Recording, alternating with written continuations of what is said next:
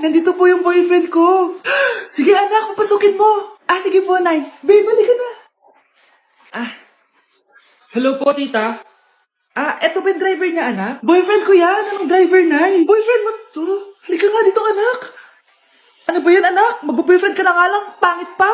Nay, ano ka ba? Mayaman yan. Siguraduhin mo lang, ha?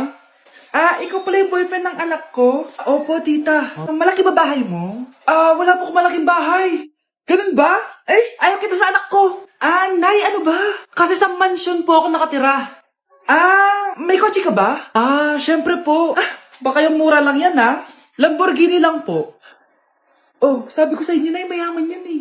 Meron po akong regalo sa inyo, tita. 1,000,000 po para sa inyo. 1,000,000? Anak, ano bang hinihintay mo? Magpakasal na kayo. Sige, Nay. Gusto ko next week may apo na ako, ha?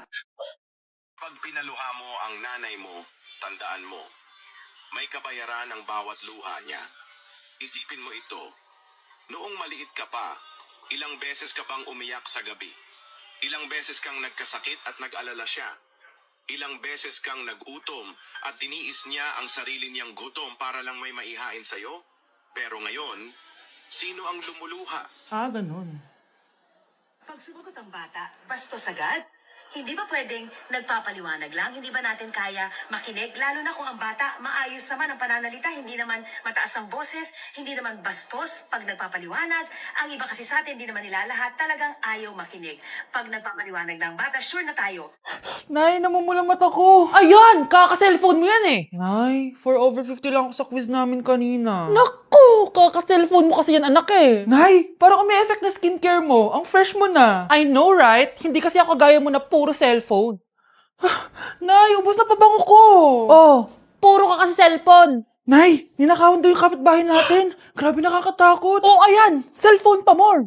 Nay, sobrang sakit ng ulo ko. Tapos, inuubo pa ako. Ayan! Alam ko na sasabihin mo. Oo na, kaka-cellphone ko na to. Ay, hindi. Iba na yan. Kapag may 2 symptoms ka, gaya ng headache at ubo, pwedeng flu na to. Eto anak, uminom ka nitong BioFlu.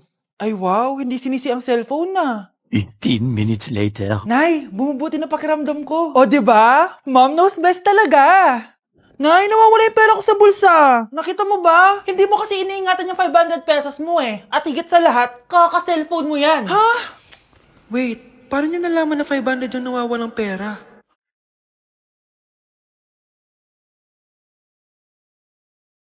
Bes, kaya pa?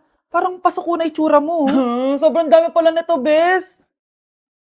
Grabe, ang fresh mo pa din. Paano yan? Huwag ka maingay, Bes. Eto ang sekreto ko. G2G Perfect Cover Cushion. Perfect talaga to kasi lightweight na and high coverage pa. Tignan nyo naman. May 3 shades to and ang shade ko ay ang custard. Try nating basain yung face ko. Ayan. Ayan. Diba? Ang hirap tanggalin. Love na love ko talaga to kasi waterproof, long-lasting, and transfer-proof. Plus, skincare infused din to kaya hulas-proof talaga. For only 345 pesos lang to. Wow, ang affordable naman yan, Bes. Bibili ako niyan. Eto, Bes, sa'yo na to para fresh tayo bukas sa exam. Salamat, Bes. The best ka talaga. Naku, taas na naman ang kuryente natin. Sino ba kasing aircon dyan? Si ate, buong araw nag-aircon. Wow, kala mo din nakiki-aircon. Nay, kailangan ko na daw po magbayad ng tuition para makapag-exam ako. Bayarin na naman. Sige anak. Nay, due date na pala ng internet natin. Baka maputulan tayo. Isa pa yan. Naku, sabay-sabay na. Wala na pala naman to ref natin. Naku, kailangan na natin mag-grocery. Nay, nagpadala na daw si tatay. Ay, buti naman.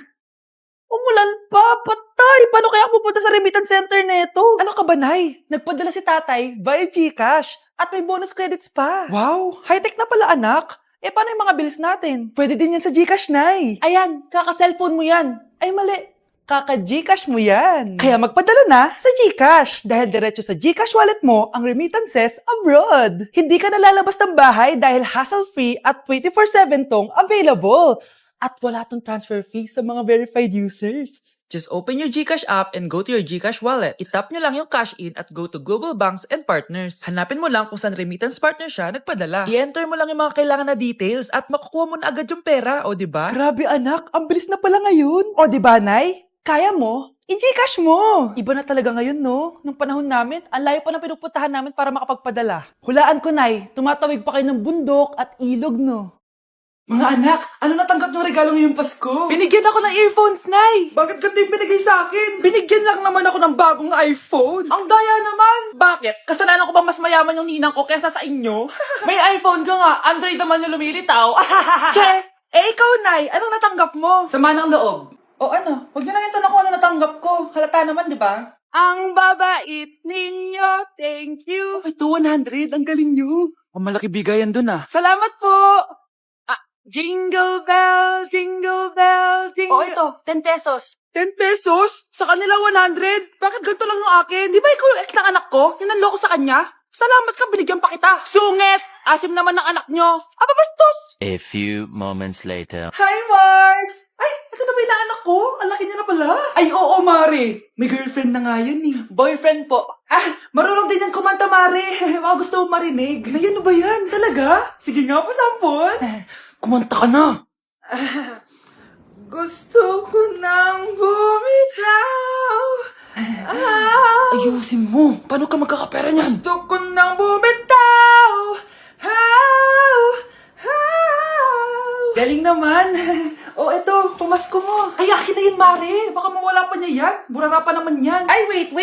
Isasend ko na lang pala sa Shopee Pay ng inaanak ko. For sure, hindi niya mawawala yun doon. Super easy lang magpadala ng Shopee Pay ang PAW. Just go to your profile, click Send Money, and send ang PAW. Just enter the amount at kung ilan ang bibigyan nyo. Pwede pa kayo mamili kung anong design at kung anong gusto nyo sabihin. Kaya ikaw, Mare, send your pamasko na through Shopee Pay ang PAW. Ay, may Shopee Pay na pala. Sige, gagamitin ko yun. Thank you po, Ninang. Got you, inaanak.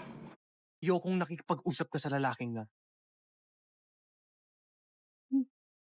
Nagsiselos ka, no?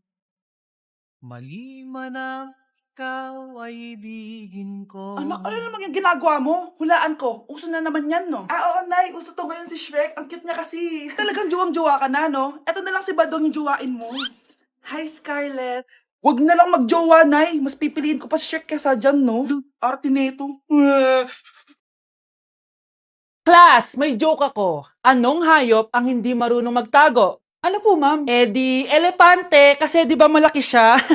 Corny ni ma'am. Rubes. Nakakatawa ka talaga, ma'am. +1 si Samantha kasi siya lang yung tumawa. Thank you, ma'am. Lo, pwede pala yun? Ma'am, eto po, para sa inyo po to. Hala, ang ganda naman nito. Balita ko po kasi, ma'am, mahilig kayo sa halaman. Thank you, Samantha. Baka naman, ma'am, plus points sa quiz natin kanina. Sure, +5 ka na sa akin. Ikaw pa ba? Hala siya, pasip-sip to kay ma'am, oh. Okay, class dismiss. Pwede na kayo umuwi. Ma'am, ako na po magdadala ng mga gamit nyo para di po kayo mahirapan. Hatid ko na po kayo, ma'am. Aba naman, buti pa si Samantha, matulungin. Ginagawa niya lang naman yan para magka-plus points siya. Ay, nakakainis si Samantha, no? Halatang nagpapasip-sip lang siya kay ma'am. True. Kaya siya yung top 1 palagi dahil sa mga binibigay na points si ma'am. Guys, tingnan nyo. Convoy yan ng magulang ni Samantha tsaka ni ma'am. Babayaran daw si ma'am para maging valedictorian si Samantha. Grabe. Sumusobra na kayo. Okay, class, may i-announce ako. Ang valedictorian natin ay si... Sino pa ba? Di si Samantha. Hala, totoo ba? Hindi ko expect. Congrats, Samantha! Ang galing nyo! Ang galing mong bumili ng grades. Ha? Scarlett, sit down! Ay, no! Convo nyo to, diba? Magkano binigay sa'yo, ma'am? 1 milyon? Wow, easy money! Alo, nagpapabayad si ma'am? Grabe. Ano kaya magiging reaction ng principal pag nasend ko to sa kanya? Hindi yan totoo! I-delete mo yan! Oops! Sorry na send. Deserve nyo yan. Lumalaban kami ng patas dito. Kailangan nyo managot. Oh, bakit may pera na naman dito? Pinamigay ko na ibang pera kahapon Kakainis naman. Ma'am, may delivery po kayo. Oh, ano to? Pera na naman? Diyos ko, ayoko neto. Sa'yo na lang, kuya. Ayoko din po niyan, ma'am. Sa iba niyo na lang po ibigay. Sige na po. Ano ba yan? Ang dami ko ng pera eh. Nay, bakit 300,000 na naman yung binigay mong baon sa akin? Hindi ko pa nga nagagastos yung baon ko last week eh. Tapos binilan mo pa ako ng bagong iPhone at iPad. Bawasan mo yung baon ko Nakakainis ka. Huwag ka na magreklamo. Ang dami na nga natin pera eh. O eto pa. Hindi ko na alam kung saan ko gagastusin to eh. Ay naku, padala kasi ng padala ng pera eh. Tapon ko na lang to. Congrats, ma'am! Kayo po ang grand winner ng 5 million pesos! Ano ba yan? Pera na naman. Pwede ba hindi ko tanggapin yan? Dami ko ng pera eh. Ay, bawal na po namin kunin to, ma'am. Sa'yo na po to. Congrats po ulit! Ba't pa ako nagising? Sana ganun na lang yung problema ko. Anak, Umaga na oh. Gising ka pa din? Oo, Nay. Bukas na kasi yung thesis defense namin. Kailangan ko reviewin yung mga papel namin eh. Hay naku, baka magkasakit ka na niyan ah. Bahala na, Nay. Last naman na to. Sana makapasa na kami. Good luck anak ha. Galingan nyo. Nay, na-defend namin ang thesis namin! Wow, congrats anak! Ibig sabihin... Oo, Nay! Gagraduate na ako! Salamat naman at makakapagtapos ka na, anak! Oo nga, Nay eh. Worth it lahat ng stress at puyat. Kita ko nga sa mukha mo, anak ko. Sobrang dry, sobrang dull. Tapos parang na-sunburn din, no? Nay, ayoko naman magmukhang zombie sa graduation namin. I got you, anak. O eto, gamitin mo tong Glad to Glow Brightening Moisturizer. Ginagamit ko to araw-araw, anak. Moisturizing talaga at madali ma-absorb ng skin. Take note, suitable to for all skin types. Grabe na yun, nag-brighten talaga yung skin ko. Ready na ako sa graduation namin. O, diba? Sabi ko naman sa'yo I got you. Good morning, class! Good mood si ma'am ngayon na. Sana good mood lang siya gang mamaya. Bago tayo mag-start, mag-pray muna tayo, okay? Sino gusto mag-lead? Di ako marunong niyan, ikaw na lang. Lalo na ako, di nga ako sumisimba eh. Wala. Pag walang pumunta sa harap, lahat kayo ia-absent ko! Bes, ikaw na lang. Ma'am, ako na lang po. Madali naman pala kayo kausap eh. Okay, class. So, dito na nagtatapos sa lesson natin. Oh, may isang oras pa pala tayo eh. Sige na, i-dismiss ko na kayo. Yes, be, tara gala tayo. Tara be, buti na lang talaga dinismiss tayo agad. Aba, excited? Uwing-uwi? Ayaw niyo siguro sa subject ko, no? Maghihintay kayo hanggang 4 p.m. dito! Walang uuwi! Grabe naman yung mood swing ni ma'am. Nakakainis. I love you too. Okay, class. Dahil good mood ako today, hindi tuloy ang quiz at lesson natin. Ay, salamat. Magagawa ko na yung assignment ko sa math. Bes, pakopya naman ako niyan. Aba! Sino nagsabi sa inyo na pwede kayo gumawa ng assignment sa ibang subject, ha? Ma'am. Talagang sinisira niyo mood ko, ha? Lahat kayo bagsak sa quiz! Excuse me, Ma'am Reyes? Bakit mo tinatakot ang mga anak ko? Ma'am, Hindi sila matututo kung hindi ko sila tatakutin. hindi mo kailangan takutin ng mga bata.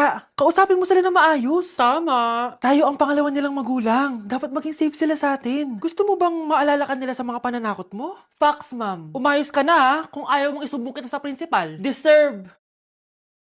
Anak, kumakalat na pala yung mga zombie! Talaga, Nay? Oo, anak, mag-ingat ka! Opo, Nay, tatawagan ko pa yung boyfriend ko! Ba't naging zombie ka, babe? Ayoko na mabuhay! Kagatin mo na lang ako, babe! Dito! Sino ka? Walang hiya ka, babe! Sabi mo ako lang kakainin mo! Mari, anong nangyayari sa'yo? Alam kong marami akong utang pero huwag mo ako kakagatin! A few moments later. Nay, anong gagawin natin? Di ba yung mga zombie kapag kinagat tayo, magiging zombie din tayo? Opo, Nay! Paano kung tayo kumagat sa mga zombie? Magiging tao din sila! Talino mo talaga, Nay! Kagatin natin sila, anak! Sige po, Nay!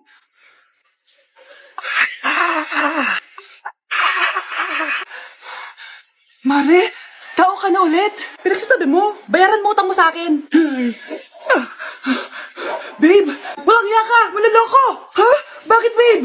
Huwag ka na magsalita. Break na tayo.